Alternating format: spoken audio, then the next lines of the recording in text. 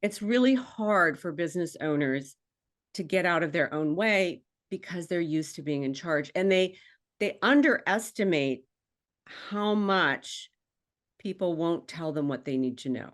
Welcome to the Business Ownership Podcast, brought to you by Awareness Strategies, helping you navigate the waters between entrepreneurship and ownership. Hey there, peeps. This is Michelle Nedluck, and I'm super glad that you're here with us today because I am here with my most amazing guest, Valerie. Valerie, thank you so much for being here today. Thanks, Michelle. I'm absolutely thrilled to be here. I'm so excited. Awesome. So give us kind of a highlight of who you are and what you love to do for business. Well, I'm a Minnesota girl living just north of Houston, Texas. My husband and I have been living here since 2001. We and our adult children have settled here. So, we just love that, right? We just see everyone all the time. We are dog lovers. So I think we're on, in our total lifetime together, I think we're on dogs number 9 and 10, right? Wow. So yeah, definitely doing the dog thing. And I am a fractional COO, which is just a fancy way of saying I'm a part-time COO for different client businesses that are growing rapidly and want to continue to grow. Oftentimes they're sort of ready to have a COO, but they can't necessarily afford a full-time one yet. So I come in and work with the business and grow them to the point that they need a full-time COO. I like to coach or mentor someone internally if possible, or then we bring someone in outside and I move on to the next client. Very fun. So how did you get into being a fractional COO as a thing? It was sort of a level of frustration, Michelle. I had a business that I had been running since 2002, which that particular niche, it was a professional services business. That particular niche collapsed in COVID. It was a public speaking coaching business, and no one was doing public speaking during COVID. No one was getting hired. And so I thought, oh, I think I'll take this time to, work on some of my business skills. I took some coaching, marketing coaching programs and courses. And I kept noticing that the people in the groups were asking questions of the coaches and the consultants that were really operations-based questions, and they weren't getting answers to their questions, and they weren't able to implement any of the ideas or concepts that were being talked about in the courses because they didn't have the operational infrastructure or foundation to do so. And let's be honest, Michelle, I'm not talking about massive operational infrastructure. I'm just talking about some basic infrastructure to get you over $100,000, then up to $500,000 into $1 million, right? And they just didn't have it. And the coaches and consultants didn't know how to tell them what they needed to do, or they didn't know to say, hey, you're trying to start at M and N and O, and we really need to do A, B, C, D first. So I started feeling, I could see their frustration. I could tell that they just were sort of at their wits' ends because they couldn't implement what they were learning. And so I decided that I would start helping people here and there. And before I knew it, it quickly became a full-time business for me. Because one of the reasons I had been very, very successful in my first business, of course, we like to think we're really skilled at what we do, right? But 80% of your success in any business is your ability to actually run the business, not just do the skill that you're trying to engage in. And I knew that one of the reasons I had been so successful because I was good at running a business. So now I help other people learn how to run their business. Nice. Well, and I had an interesting stat once. It was something like 89% of all entrepreneurs have no training in business at all. So nobody, like, they don't have BAs, they don't have any admin skills. So they're just going in and going, hey, I got this great idea. And the fundamentals of business just aren't there. I mean, the idea or notion of reading a profit and loss statement is just zero. So, right, exactly. Let's start there and go, what do you mean profit? How do I count, like, the idea of gross profit? And I just confuse people to no end just talking about these things. And they're like, I don't know. I know how much money I got in my bank. Does that count? It's like, well, it's a good start. Right. And sometimes they feel like they're moving so fast and that paying attention to profit margin or gross revenue, whatever we want to call it, they feel like that's going to be really, really time consuming, and they're trying to move so fast to grow their business. I'll get to that later, or, I'll get to that next month. And then of course, next month never arrives. And what I try to tell people is you don't need to put this huge, overwhelming infrastructure in place. I run $1 million businesses in 8 to 10 hours a month. I'm sorry, 8 to 10 hours a week. And what I mean by that nice. is, How do you do that? yeah, that'd be really cool. Wouldn't you be so Awesome. impressed? Let's talk about And that, when I because say those that I'm running those businesses, I mean, I'm meeting with team members, I'm giving them work direction, I'm reviewing work product, I'm correcting, I'm coaching, I'm looking at profit margin. So all of the things that people think, I don't want to do that or learn how to do that because it's going to take too long. You really can run a business, $1 million business, in 20% of your week. And then you got 80% of your week to do all the fun stuff. Right. Well, and in my preconceived notion of this is, because once you have a team in place and you have people that you can delegate things to, obviously you're leveraging that time, and it actually becomes easier to run $1 million business with some people and support in place than it is to, do that initial, depending on how somebody has a business structured, that initial kind of startup, whatever that might mean. So true. Usually when you're trying to get to 100,000, you're probably a solo entrepreneur. So you're literally doing everything yourself. And sure, then a couple things might be sliding by the wayside, right? Mm-hmm. And then, to get from 100,000 to 500,000, you're probably starting to bring in a few team members, maybe virtual members or part-time people, sometimes even family members that are helping out, right? And that's that $100,000 to $500,000 a year is where you start to be needing to put processes and procedures in place and ways of communicating. Now, when I say processes and procedures, people just get that horrified look on their face. Oh my God. No, I'm not talking about documented processes and procedures and standard operating procedure manuals. And this is, really in-depth explanations of how we do things. Because if you think about it, processes and procedures, at the core of them, it's an accepted method of achieving a goal. So as long as everyone agrees and understands what the method of achieving that particular goal is, let's say onboarding clients, if you don't have high turnover in your business and you don't find that there's a lot of change in that processes and procedures, you don't need to document it out the wazoo, right? That's probably not the best investment of your team's time, your team's time. And so I think when people think of operating their business, they think of cumbersome, overwhelming, boring processes and procedures. And it's really more dynamic than that, because when you're moving from 100 to 500,000 and then 500,000 to $1 million, your processes and procedures are changing rapidly. They're probably evolving to a certain extent every 3 to 6 months, probably closer to the 3 if you're growing. Right. So if you're investing a lot of time documenting things and making things really minute and very detailed, you're just going to have to change those in 3 months' time. Right. Yeah. So you're better off communicating with your team and getting buy-in and agreement on a regular basis on what the process is. And then when you change it, again, you have a communication about what that is, then doing these really in-depth process manuals, because it's just going to change in 3 months anyway. So what's the point? Right. Well, and I think a lot of people don't realize in those initial stages, they're trying to figure out what works. So they may be doing it 6 different ways. They don't really have a standard. It's, we'll try this, we'll see what happens, and we're going to go from there. And I love your point that it's more about the communication with the team of, hey, I tried this and seemed to work. Yes. Let's maybe do it the same way next time. See if we can get a similar result. And the same thing happens for everything. Yes. And I've also had clients that have overdeveloped processes and procedures because, when they were growing the business up to that $100,000 mark, they were doing it all. And they have really strong feelings about how they want it done. Now, yes, if you're a neurosurgeon, please feel free to have strong feelings. If you're building a nuclear weapon, yes, let's have processes and procedures. But sometimes as a business that's rapidly growing, you want to bring employees on board who are thinking for themselves, problem solving, self-motivated. They've really bought into the business. And so you want to give them the goal or the outcome. This is what I want. I want a P&L statement at the end of the month.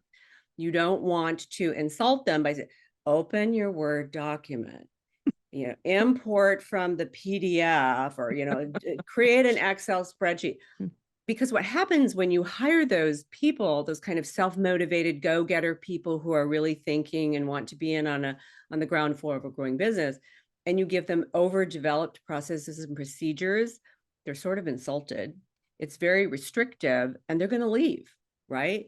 So we need to stop thinking of processes and procedures as though we're neurosurgeons, unless, of course, you are a neurosurgeon, then please feel free. But we need to think of them as a tool that we use for our benefit and for our employees' benefit, not as this one size fits all kind of concept. Well, yeah. And I would think personality type is going to go in there a lot. So if you have a VA that's doing something really repetitious, it's like, okay, I need to know what document we're cutting and pasting from. Right. And then if you're hiring a salesperson, it's like, okay, run. you right. Go do you. Exactly. And what I'm finding right now is, especially with growing businesses where the processes and procedures evolve quickly, is instead of doing a written document, step one, do this, step two, do that. What you can do is have your VA or your accountant or whoever is doing the process just create a short video. It's usually going to be 5 minutes or less, where they just, start with it. And to do this, I click here, and then I go over here and I look for this, and I decide on this and that. They can probably record it in under 5 minutes. You store it in a central place on Dropbox or some other place.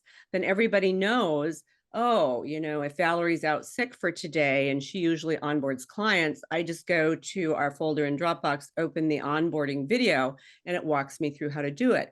And then when it all changes in 3 to 4 months, it only takes 5 minutes to update it. Awesome. So when you're working with somebody, what does that typically look like? How do you kind of onboard your clients, and what are you typically doing with them? Right. So generally speaking, it's different than being a consultant coming in for a specific project. Typically, when a business owner is bringing me in, it's because they think they believe they have operational problems, and they probably do. They have stated to me what they think the problem is. They're almost never right. And so my first job is to come in and really assess what's going on. And it sounds much more formal than it needs to. What I really do is I attend the regular meetings. I meet with department heads. I meet with individual employees. It's a lot of listening, and then it's a lot of observing, because any work group communicates during the workday. If you're in a work environment when everyone's together, those are casual conversations that I might be hearing going on in the workplace. If they're virtual, it's on some kind of Slack channel or some, Discord or some other way of communicating. And so it's a lot of listening and observing people's patterns and the communication patterns, leadership patterns, performance problems patterns. And then I usually am able to identify the root cause of the problem within the first 2 weeks.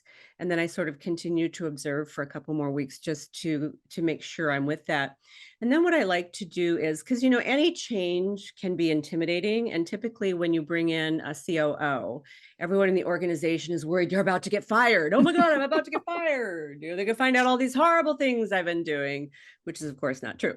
And so what I usually try to do in the first couple of projects that we're going to improve and work on is find projects, some sort of easier implementation projects that can immediately benefit the company, but also immediately benefit the team members. So they can see that we're trying to improve things that make their jobs easier to do, or that make them feel more successful in their jobs. Maybe they're working really hard and they feel like nobody's noticing that. So maybe we start reporting statistics on how much they're producing, and they're like, oh my God, I had no idea I was doing that much, right? And so it's really a lot of change management skills in those first few months. And so you start slow to get everyone accustomed, because it's a new culture, right? We're now going to be accountable for what we're doing. We're going to think in a way of process improvement and problem solving instead of just bitching and complaining, which is always very tempting and yes, so fulfilling, right? So very fulfilling. And so I really do operate. I'm sure if you asked most of the employees at the clients that I work with, how much I work, they probably think I work 30 to 40 hours a week. They probably think I'm full time. Most of them are totally unaware that I'm actually working part time because of the way I'm able to manage the workload. So they feel like I respond to them very quickly as if I'm totally available all day. I love that. And I'm thinking a lot of people do that. And then when they realize kind of it's really all about getting the job done, not so much being there all the time. Right, exactly. Yeah, just producing the outcome. And it teaches them too. A lot of my clients, I'm sure many people are experiencing this. A lot of my clients have a high number of virtual workers now because that's, so very popular and such a trend.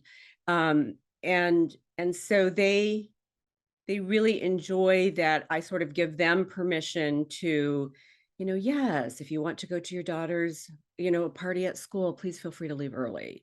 Just as long as you get the work done, just as long as we have the outcome that we need, we can be flexible on hours.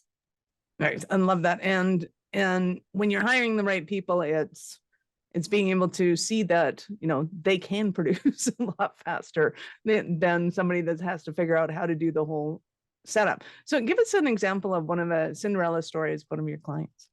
Yes. Okay. So I was working for a woman who I really liked, just a great, great person, very smart, very hardworking, very self-motivated. And she was following a particular business model. She was a sales trainer. And so she provided sales training, coaching for graphic design businesses. Right. She's really, really smart, just a really great person. And she was following a specific business plan by a business coach that she was working with.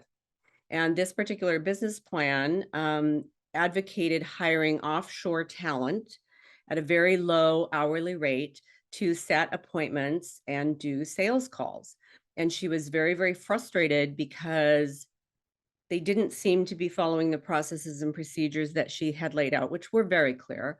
And she was giving them work direction, and she felt like they just weren't doing it. She felt like they were just sitting there wasting time. They weren't doing anything. And the actuality was that the particular business model that her coach was encouraging people to use was based on selling a service that was at a much lower dollar value. And the people that you would be selling to at that dollar value did not necessarily have a lot of education. So language skills was not an important factor, right? Whereas the dollar value that she was selling at, which was quite sizable, the people that you're interacting with or trying to get on a sales call and then close the call had a much higher expectation of language skills.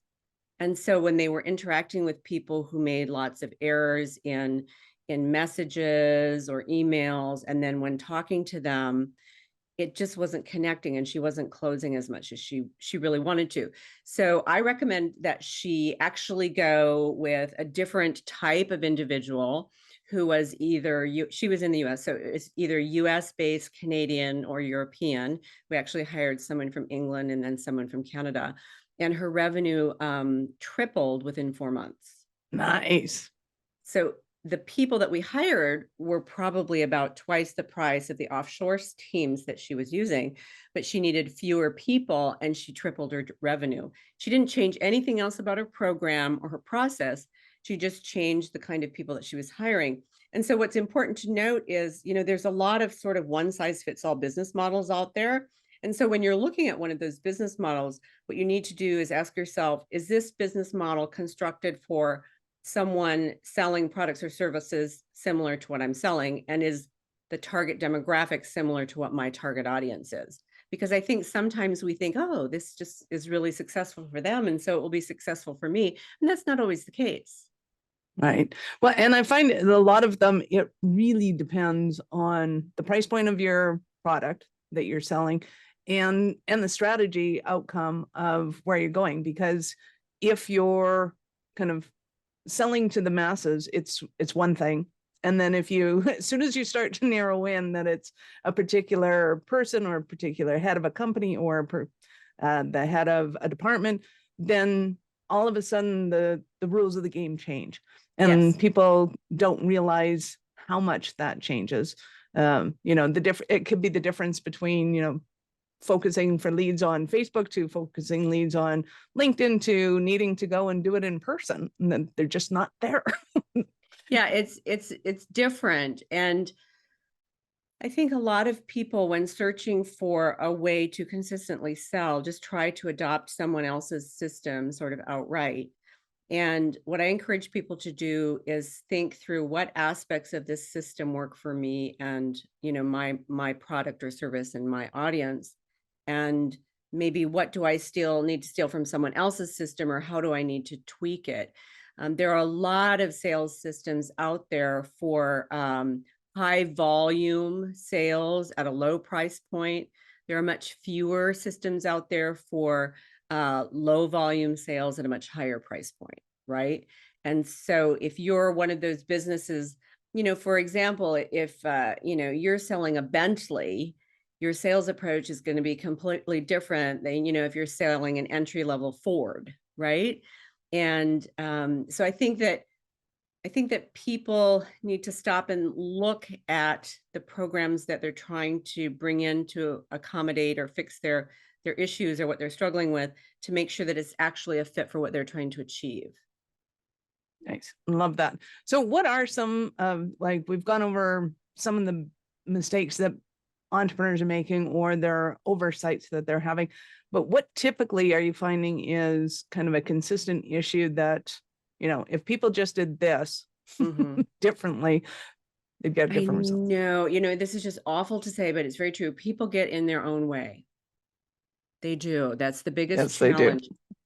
People who are running a business are often very creative. An entrepreneur, a true entrepreneur, a small business owner, often very creative, have innovative ideas, and this is why they've created a business.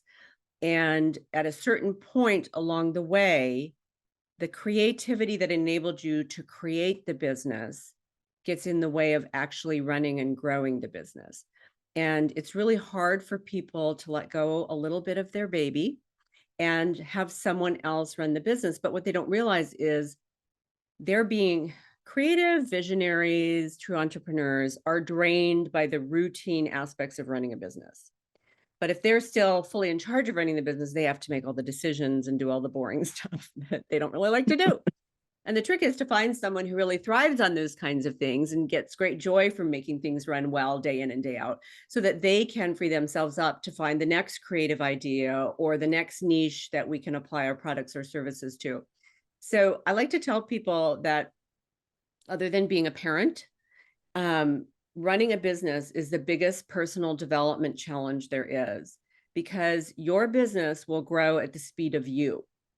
So if you're not growing and developing personally in your personal leadership, in your business leadership, and as someone in your industry, your business won't grow either. Even if you bring in the best people, if you're not growing and developing and making sure you're getting out of their way, because when you're hiring top talent, your job when you bring them in is to give them the tools to do their business, to do their job, right?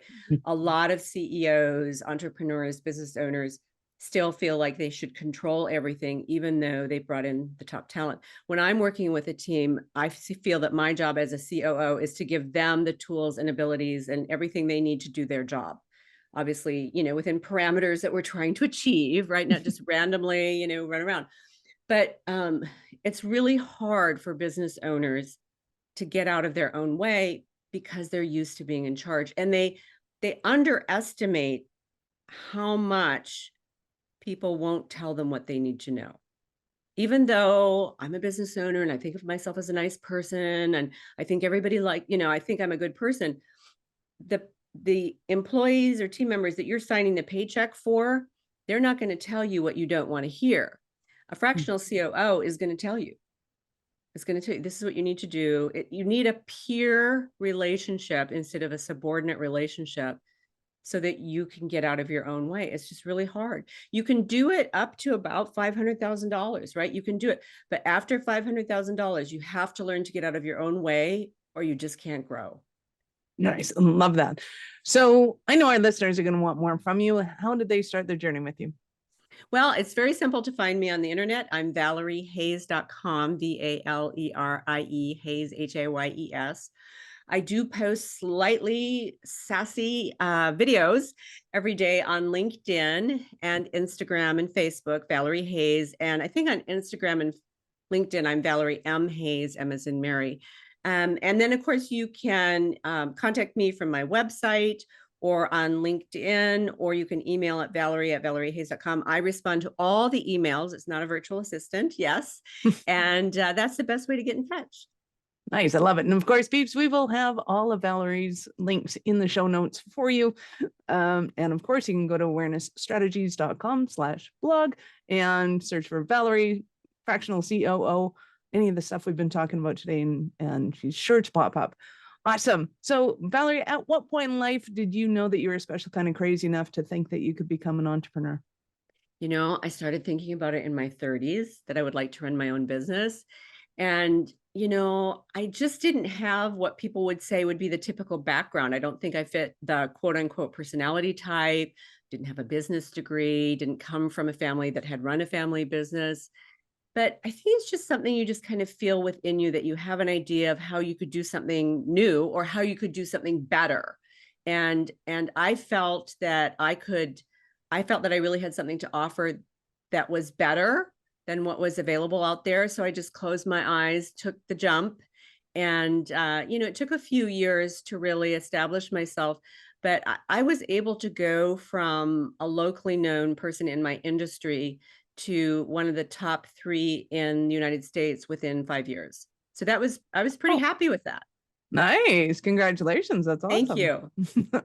And in your entrepreneurial journey, did you ever make any mistakes that at the time might have seemed kind of horrific, but that you can now laugh at? Boy, sometimes I feel like in the early years, 80% of the decisions were mistakes. Right. Right? Oh, yeah, that. Yeah, well, there's that. I think one of the, I don't know if it was a mistake, but it's one of the things you learn the longer you're in business. People often wait too long to hire people in to help them. And they wait until I have to have the revenue in to hire these people, right? You should try to hire people before you think the revenue is going to hit, because you want to have them fully trained when the revenue hits. So whatever you think that lead is going to be, like 3 months, 6 months, a year, right? In my current business, I hired someone a year before I thought I would need them, because I wanted them to be fully and completely trained so I could just delegate and not even think about it, right? Which worked out really, really well. So I think, looking back, if I was going to give someone advice, hire people before you think you need them. I love that. And because I know the next question is going to come, and where do I get the money from? Yeah, that, I mean, if you're going to start a business, you just have to have a frugal mindset. I'm not talking about eating beans out of a can, right? But you Ramen have for everyone. Yeah, right? Oh my God, my husband loves ramen. You have to be wise about what you invest in, and you have to try to make decisions that are based on what is the return of investment here. I think oftentimes people who run business tend to be somewhat impulsive decision makers. And yeah, I know, everyone's shocked by that. They sign up for coaching programs or courses or buy software or doodads or technology that is really cool and interesting, but doesn't actually have a return on investment. I mean, it's fun and it's cool and it makes me feel good, but it doesn't contribute to my ability to generate revenue. And so I think those are the things that you have to look at, and you have to set limits for yourself. When I first started, I set real strict limits on how much I would spend on professional development and how much I would spend on advertising, so that I still had money to invest in things that I thought was actually impacting the growth of the business short term. So although it's not very fun, it's kind of like being on a diet, you know what I'm saying? Nobody likes it at the time, but you love it when it pays off. Exactly. Love it. Valerie, you've been awesome. Any last words for our peeps? I think listening to programs like this is so helpful. Oftentimes, as business owners and entrepreneurs, we feel isolated and alone. And even a show like this is, with wonderful, obviously you're fabulous and great guests. It's a way of creating a support network of peers, because you're surrounded by people who don't understand the pressure and the decisions that you have to make through no fault of their own. They're just not a business owner. And so I think, actively create a support network for yourself, even if it's just videos on YouTube and podcasts like this one, and, following, you on your Instagram or something. There are other ways to create support networks than just actually, going to networking meetings and speaking with people directly. I think we all have to be creative to provide ourselves with the support we need to be successful. I love it. Valerie, you've been awesome. Thank you so much for your time. I appreciate it, and I know how valuable it is. Thanks, Michelle. It's an honor to be on the show. Awesome. Peeps, this is Michelle Nedelec. Thank you for being here with us today. Be sure to subscribe to the show and share it with your friends. We love helping entrepreneurs grow. Thank you for listening to our show. I'm all about being a resource center for entrepreneurs to give them the information and the support that they need to make it in business. As such, the notes for this show can be found at our website at awarenessstrategies.com/blog. Be sure to subscribe, give us a rating. I like 5 stars personally, and share with your friends.